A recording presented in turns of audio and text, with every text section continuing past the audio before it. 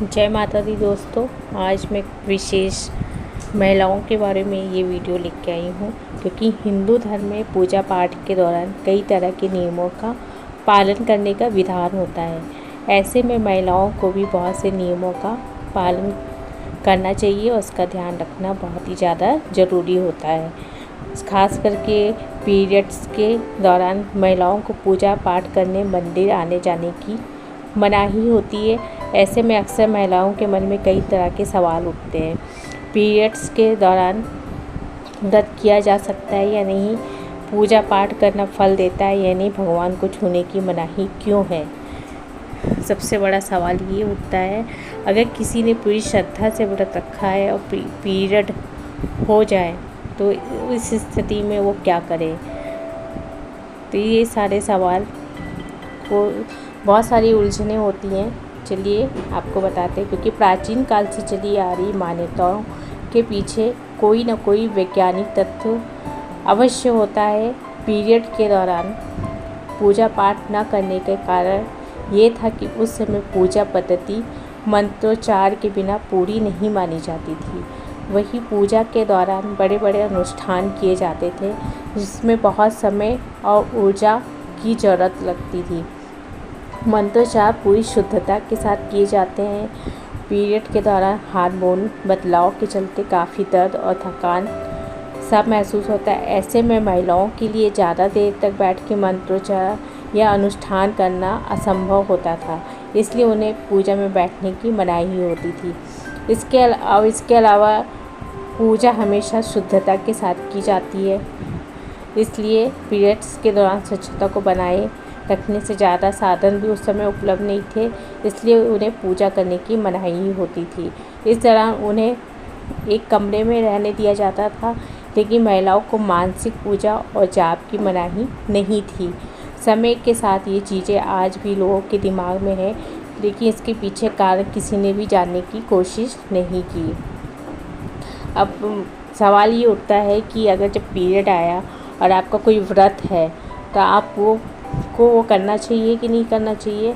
आपको वो व्रत ज़रूर रखना चाहिए अगर आपको किसी तरीके से कोई शारीरिक प्रॉब्लम ना हो तो वो व्रत को रखें और मानसिक रूप से भगवान की पूजा करते रहें। आजकल तो बहुत सुविधा हो गई है, आप मोबाइल पर भी सुन सकते हैं, यूट्यूब पे भी और गूगल पे भी आप पढ़ सकते हैं। बहुत सारी सुविधाएं हैं। पहले तो ये सुविधा कुछ नहीं थी, तो आप बिना भगवान को टच किए हुए मानसिक रूप से स्मरण अपने इष्ट का कर सकते हैं। अगर आपने व्रत के लिए या पूजा को कोई संकल्प लिया है और अगर पीरियड आ गए हैं तो उस दौरान आप दूर बैठ के उस धार्मिक काम को किसी अन्य व्यक्ति के ज़रिए करवा सकती हैं। तो इससे आपका ये संकल्प भी पूरा हो जाएगा और आपको दिक्कत भी नहीं होगी। लेकिन मैं एक बात ये कहना चाहूँगी, आजकल मैंने देखा है कि कोई व्रत या त्यौहार आने वाला होता है तो कुछ महिलाएं या कुछ कन्याएं होती हैं, वो मेडिसिन ले लेती हैं। ये बिल्कुल ही गलत है, क्योंकि ये नेचुरल चीज़ है, आप इसको अवॉइड नहीं कर सकते। आप पूजा के लिए या किसी चीज़ के लिए आप उसकी दवाई का सेवन ना करें।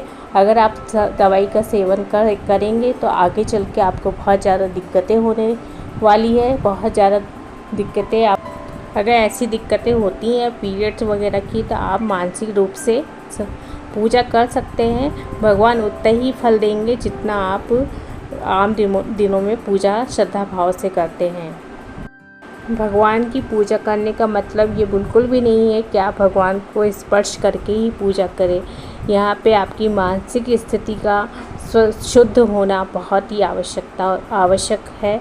आप जितने शुद्ध मन से पूजा करेंगे, चाहे वो मानसिक हो, चाहे आप भगवान को स्पर्श करके पूजा करें, लेकिन आपका मन उस समय कैसा है वो आपकी पूजा पे ज़्यादा महत्व रखता है। इसलिए आप